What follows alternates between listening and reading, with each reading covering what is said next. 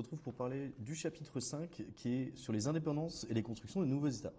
La question centrale finalement elle est simple, c'est comment est-ce que des territoires en fait qui sont colonisés, ils accèdent à l'indépendance et ils prennent une place en fait sur la scène internationale. En guise d'introduction, on est dans un contexte de guerre froide, c'est-à-dire que on a deux puissances au lendemain de la Seconde Guerre mondiale qui vont s'affronter indirectement, mais ça on le reverra dans le chapitre suivant. Donc ce sont les États-Unis et l'URSS et attention tous deux contre cette colonisation. On a des pays colonisateurs qu'on va retrouver, notamment on peut parler de la France et du Royaume-Uni, qui possèdent des colonies, c'est-à-dire des territoires qu'ils ont conquis, qu'ils dominent et finalement qu'ils contrôlent.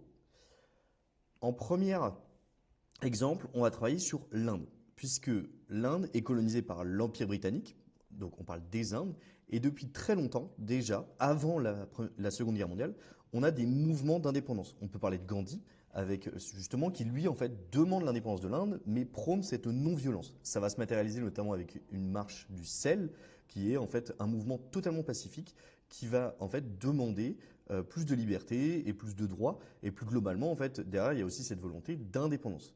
Mais on en reparlera plus tard. Donc on a deux mouvements principalement à retenir, qui ont une vision totalement différente.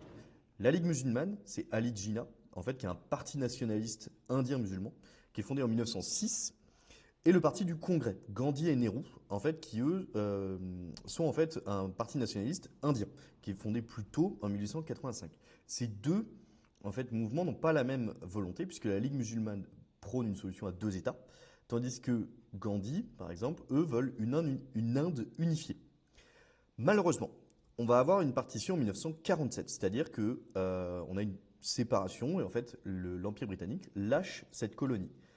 On va avoir la création tout de suite de l'Union indienne et du Pakistan.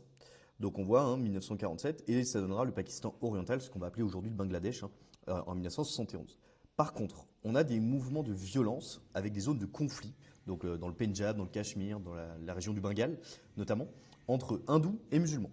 Ce qui va donner lieu en fait à des déplacements de population. Donc je vous rappelle que vous l'avez vu en classe, l'Inde est une région et même un sous-continent extrêmement peuplé.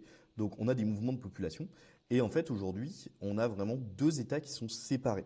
Donc on n'a pas de guerre en fait entre les Indiens, les habitants de l'Inde et l'Empire britannique, mais ça va quand même donner lieu en fait à des violences et des affrontements en fait après l'indépendance. Si on prend la suite, un autre exemple, c'est l'Indochine française, qui est justement une colonie française. Alors, principalement, en fait, c'est une région qui n'existe plus. On va le voir juste après avec des cartes. Donc, Ho Chi Minh, lui, en fait, il va créer ce qu'on appelle le Viet Minh. C'est une ligue, en fait, qui prône l'indépendance du Vietnam. Il va créer ça en 1941 pour combattre, en fait, les colonisateurs français. Si je vous dis que ça n'existe plus, donc ça c'est une carte que j'ai tirée d'un manuel, donc vous voyez le Laos aujourd'hui et le Cambodge, et en fait vous voyez Cochinchine, ça n'existe plus. On a le Vietnam en fait tout aujourd'hui. Donc si vous regardez en fait, en vert c'est les territoires contrôlés par les Français.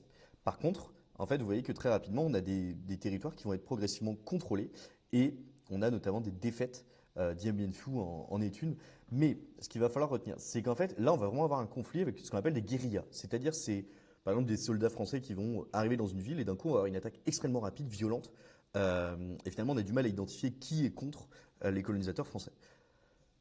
Là encore, on est dans un contexte de guerre froide, puisque on va avoir la Chine qui va appuyer le mouvement Viet Minh euh, pour justement prôner l'indépendance quand les États-Unis vont appuyer la France. Donc on a quand même un conflit qui va durer près de 8 ans, entre 1946 et 1954, et qui se solde, là aussi, par la libération, l'indépendance de ces régions-là. Un autre exemple bien connu, c'est la guerre d'Algérie, qui elle va durer de 1954 à 1962. On aura l'occasion d'en reparler dans les chapitres suivants.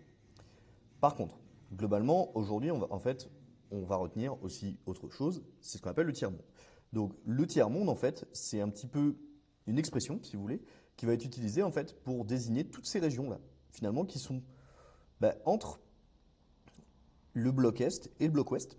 Donc, ils ont plusieurs caractéristiques, c'est-à-dire, on voit que ils ont un PIB par habitant finalement plus faible que ces autres régions, et ils vont finalement s'organiser. C'est-à-dire que c'est des pays en fait qui sont très souvent issus de la décolonisation, c'est-à-dire qu'ils ne sont plus colonisés, qui ont en commun un faible niveau de développement et qui vont chercher finalement à prendre une place sur la scène internationale.